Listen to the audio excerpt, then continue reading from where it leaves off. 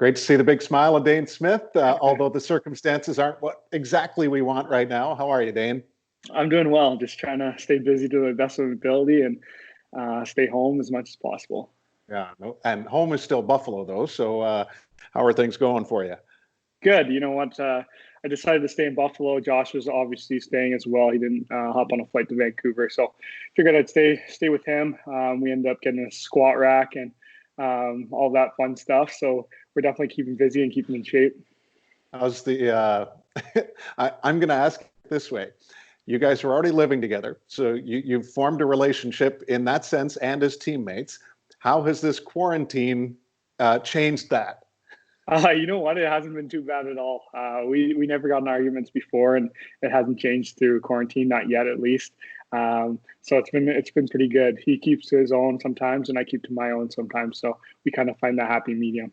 But there's a third wheel now in the puppy. Has Josh found puppy love, and is that changing anything? Yeah, most definitely.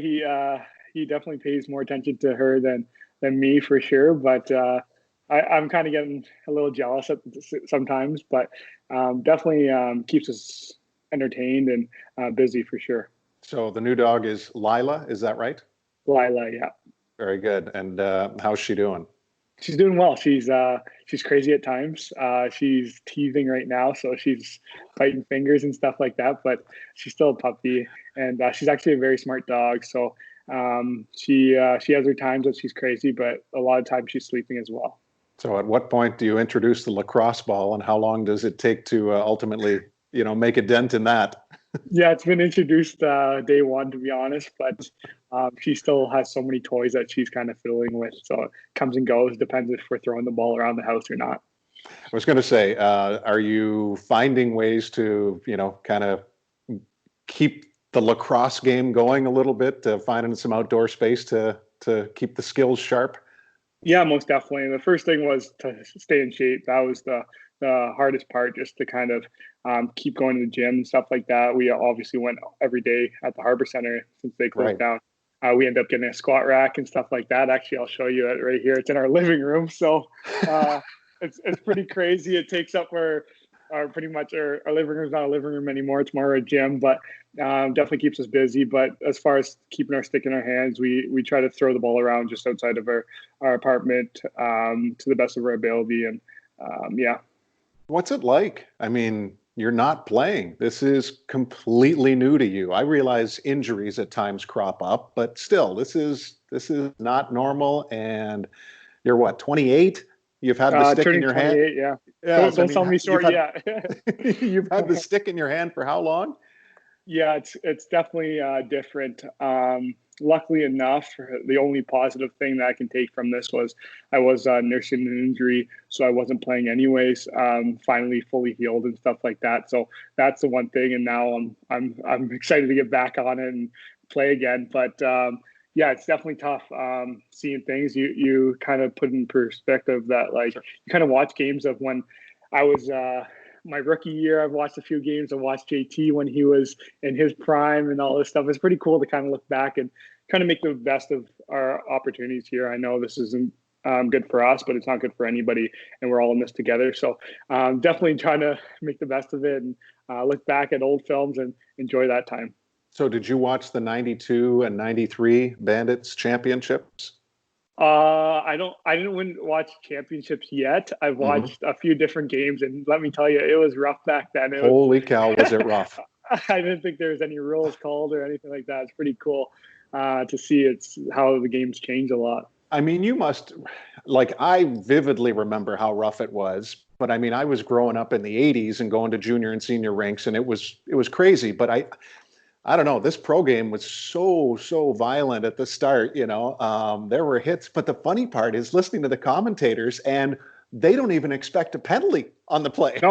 No, definitely. You know what's funny is I was watching this one game, and it was JT ran the goalie, and he ended up getting like a 5-minute penalty for it. And he got interviewed in the penalty box or something like that. We're like, what do you think about that hit? He's like, oh, I don't think it was a 5-minute. It was pretty funny. I texted him right away, showing him the video. He's like, yeah, that was clean. It was pretty funny to look back at that stuff. The other incredible part is, I'm going to say at least 70% of the goals that are scored around the crease were crease violations. The referees just never caught them. Yeah, definitely. It's it's crazy to see the camera then and now. It's definitely different. It's pretty cool to see.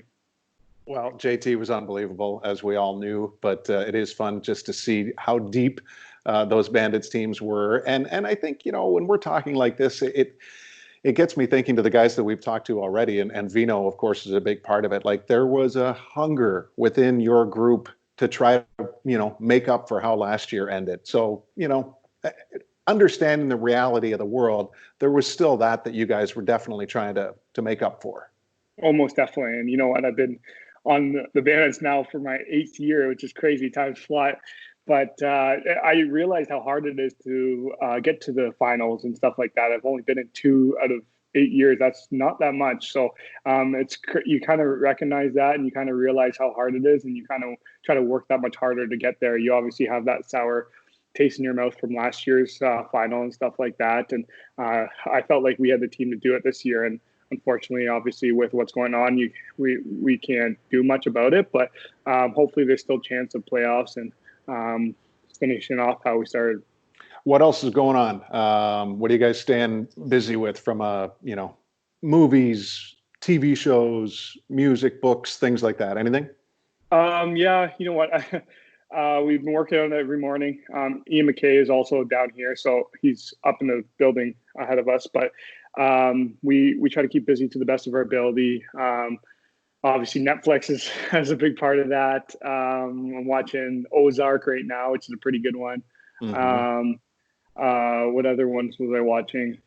All American was a really good one.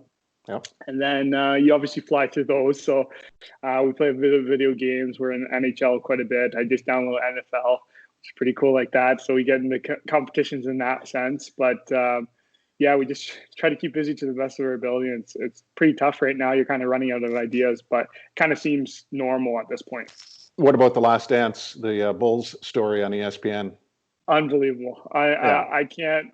It's crazy to see. You almost like want to run through a wall. You wish, and somebody, I think Chris Paul in the NBA wrote something about, like, imagine sports were going on right now. Like, it gives you that rush that you want to be the best. You want to work that much harder. And while that was on, we're like, oh, should we just start working out right now? Like, it's crazy to see like how much of an impact. You don't realize, especially like our day and age, like, you don't know how good he was. And this is really cool to see. Like, it was always a debate: is LeBron the best? Is MJ the best? And honestly, MJ is definitely the best, to my opinion. And I've only watched a little bit of this. It's just crazy to see. It's pretty cool.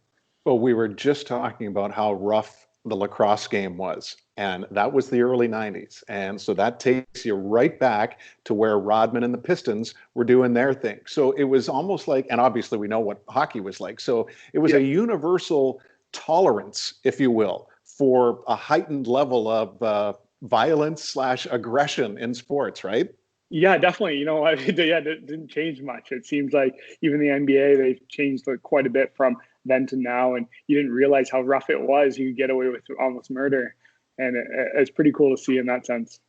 All right. Well, we will obviously watch along with you, The Last Dance, as it continues through another half dozen episodes. And keep watching the old lacrosse games. We'll check back in and, you know, see if we can unearth some gems on, you know, some other guys that you know well, that are, you know, veterans of the game in the coaching ranks and things like that. I'm sure it's fun for you guys to text those guys and, you know, give it to them a little bit. Oh, yeah, it's pretty cool to see their mistakes, and they can't really yell at you. You can kind of give it back to them because they critique you on things that they used to do, and it's like, okay, you did it, so like that's why you're doing it for us. But they're just trying to make us better at the end of the day. But it's pretty fun to kind of see Troy play, and obviously JT, and you saw Richie play that I grew up playing, and then Darius. Like, I've had all these coaches, and you never really realized how good they were and how great they were, and until you watch them play. So you grow a respect for them for sure. Darius never really changed much from when he went from player to coach. No, most definitely. He was still the same for sure.